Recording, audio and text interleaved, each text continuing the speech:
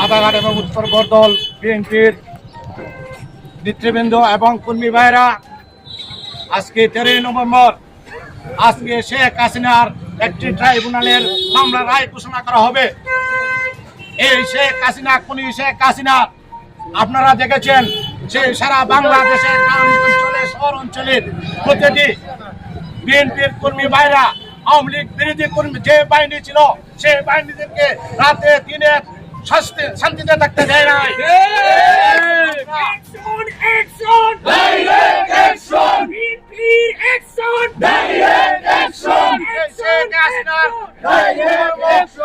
কুকর্ম, নৈরাজ্য, নাশকতা, খুনি আজকে দেখেছেন শাপলা চত্বর পিলখানায় এই মামলার রায় হবে আজকে। এই মামলার রায় সর্বোচ্চ আমরা তাকে ফাঁসি চাই।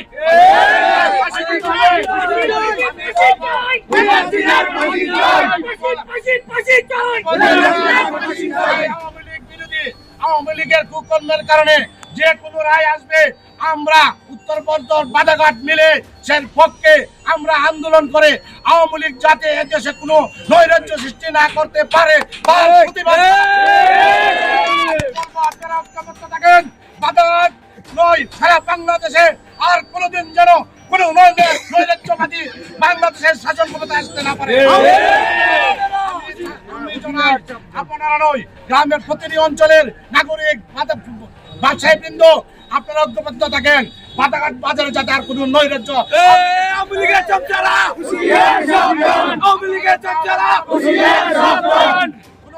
নৈরাজ্য সৃষ্টি করতে চাইলে আপনারা আমরা ঐক্যবদ্ধ ভাবে আর তার প্রতিবাদ জানাবো।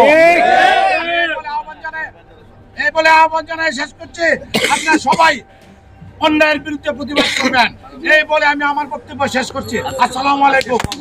আজকে সমাপনী কার্যক্রম এখানে সমাপ্তি ঘোষণা করা হলো। আসসালামু আলাইকুম। গণহত্যাকারী খুনি হাসিনার আজকে বিচারের রায় ঘোষণা করা হবে। তারই লক্ষ্যে বাধাঘাট উত্তর বরদল ইউনিয়ন বিএনপি সহ সকল অঙ্গ সংগঠন রাজপথে তার সর্বোচ্চ শাস্তি ফাঁসির দাবিতে প্রতিবাদে উত্তাল হয়েছে। সেই উত্তালের পথসভায় আজকের সভার প্রধান অতিথি বক্তব্য নিয়ে আসছেন তাহিরপুর উপজেলা বিএনপির আহ্বায়ক কমিটির সম্মানিত সদস্য, বাধাঘাট ইউনিয়ন বিএনপির সাবেক সাধারণ সম্পাদক বড় ভাই জনাব সাদিয়া মাস্টার সাহেব। বিসমিল্লাহির রহমানির রহিম। সম্মানিত উপস্থিতি, বাধাঘাট উত্তর বরদলের বিএনপি ও তার অঙ্গ সংগঠন কর্তৃক আয়োজিত আজকের এই প্রতিবাদ সমাবেশে আমরা উপস্থিত হয়েছি। আমরা জানি এই স্বৈরাচারী শেখ হাসিনা দীর্ঘ 17 বছর এই দেশের মানুষের বাক স্বাধীনতাকে হরণ করেছিল এবং জনগণের কথা বলার অধিকারকে হরণ করেছিল এবং মানুষকে গুম খুন অত্যাচার করে এই দেশের মানুষকে স্তব্ধ করতে চেয়েছিল। কিন্তু আমরা এই খুনি হাসিনার বিরুদ্ধে আন্দোলন সংগ্রাম করে আজকে আমরা এই অবস্থানে ফিরে এসেছি। এখন শেখ হাসিনার বিরুদ্ধে একটা মানবতা বিরোধের রায়ে আজকে রায়ের তারিখ ঘোষণা করা হবে। এই পরিপ্রেক্ষিতে তারা আগের অবস্থানে ফিরে যেতে চায়। তারা শুরু করে দিয়েছে জ্বালাও পোড়াও এবং ককটেলবাজি।